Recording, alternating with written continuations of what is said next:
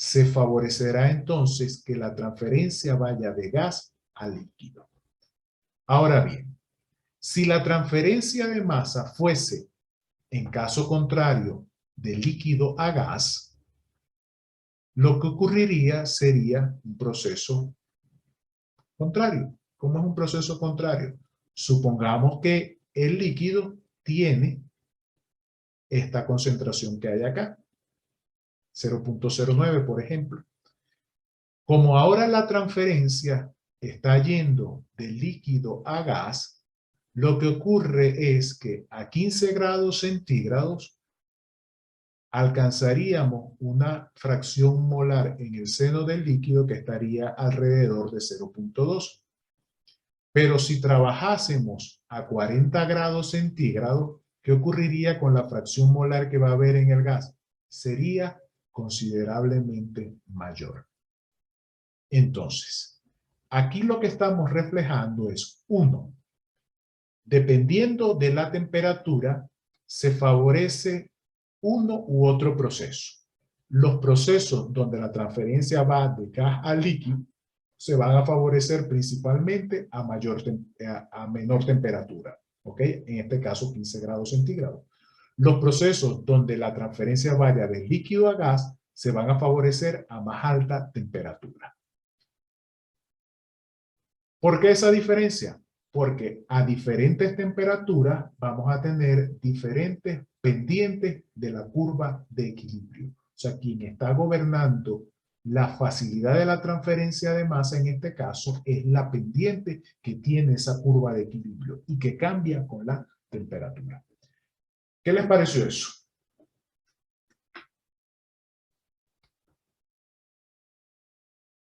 Desde la gráfica como que se observa más, tiene más sentido, como que uno lo aterriza un poquito más que sí, el hecho de hacia dónde se favorece más como las transferencias.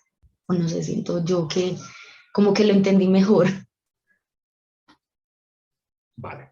Esto es fundamental. Esto nos va a acompañar todo el semestre. ¿Ok? Comprender quién es la resistencia que controla la transferencia de masa, comprender bajo qué condiciones se favorece la transferencia de masa es algo que siempre el ingeniero al momento de operar un proceso, de operar un equipo o de diseñar un proceso en un equipo tiene que tener en cuenta. Es decir, ¿cuál es la ventana termodinámica que favorece mi proceso? Si es un proceso de transferencia de masa gas a líquido, se va a favorecer siempre a temperaturas más bajas. Si es un proceso de transferencia de masa de líquido a gas, se va a favorecer siempre a temperaturas más altas. Pero esto es solamente por citar un ejemplo, porque les podríamos definir un sistema gas sólido, líquido sólido. Lo que hay que interpretar son las reglas de equilibrio para cada sistema. Y en función de esa regla de equilibrio, seleccionar cuál es la condición de operación más favorable. ¿A qué me refiero con esto? De que si estoy transfiriendo masa de un sistema gas a líquido, no tiene caso que yo seleccione como condición de operación la temperatura más alta posible que haya en el sistema. Todo lo contrario, debo de buscar como condición de operación la temperatura más baja que me ofrezca el sistema.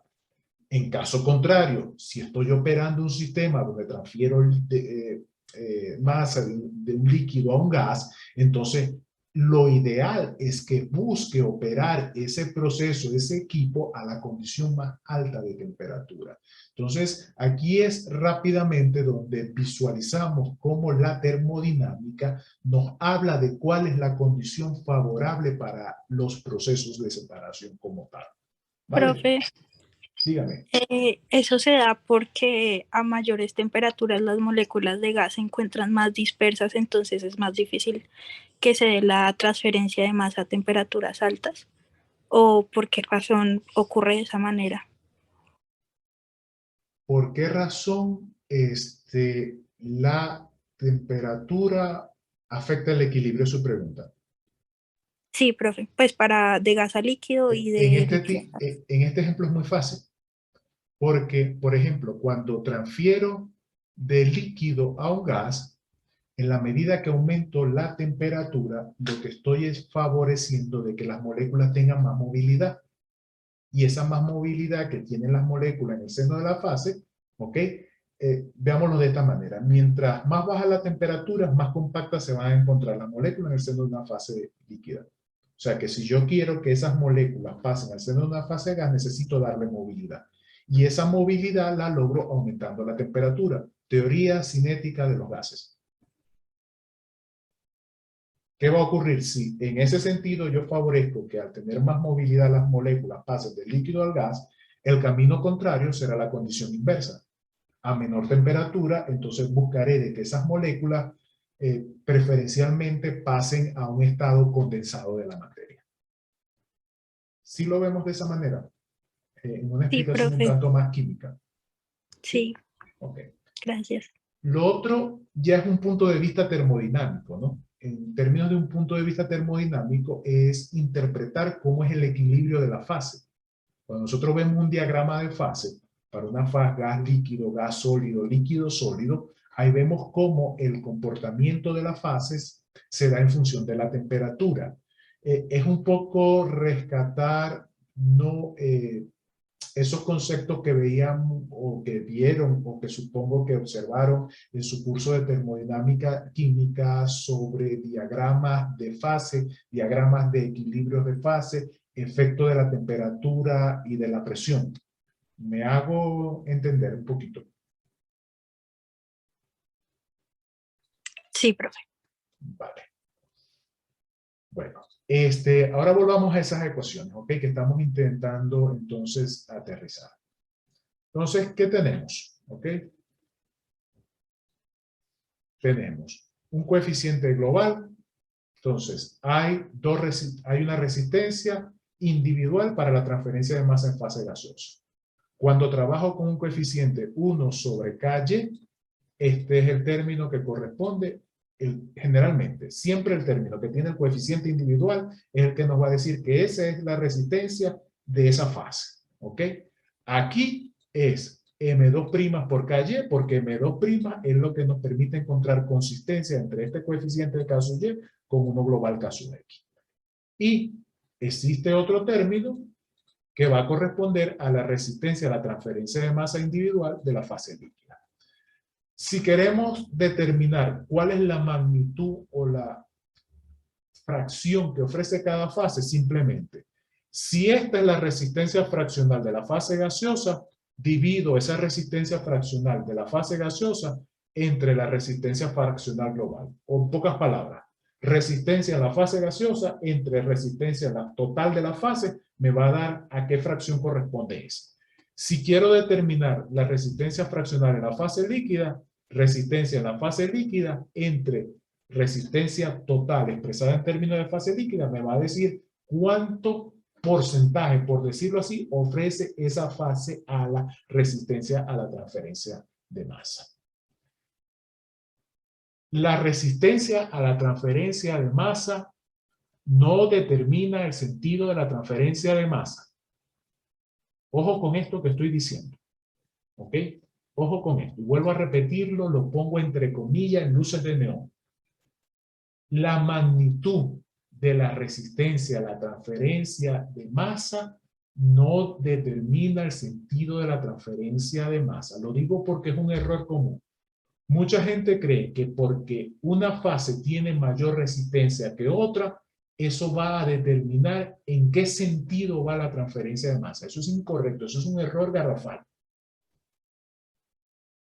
El sentido a la transferencia de masa lo determina la fuerza de impulsión.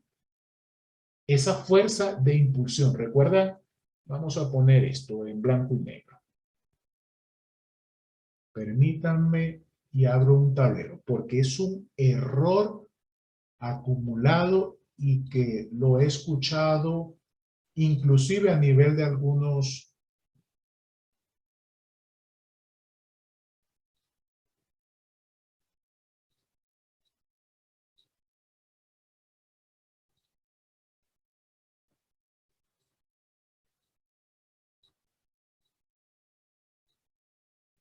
vamos, déjenme abrir un tablero un momentito.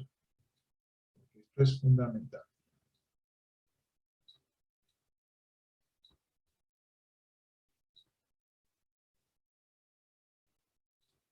Para que vamos al receso y volvamos.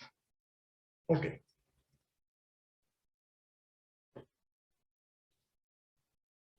Acabo de abrir un tablero.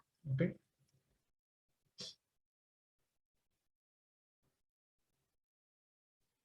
Y vuelvo otra vez a la ley de Ohm.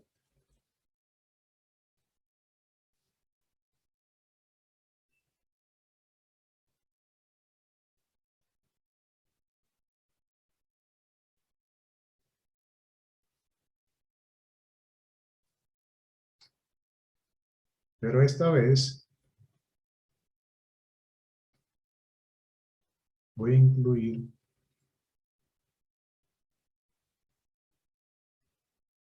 vamos a hacer este circuito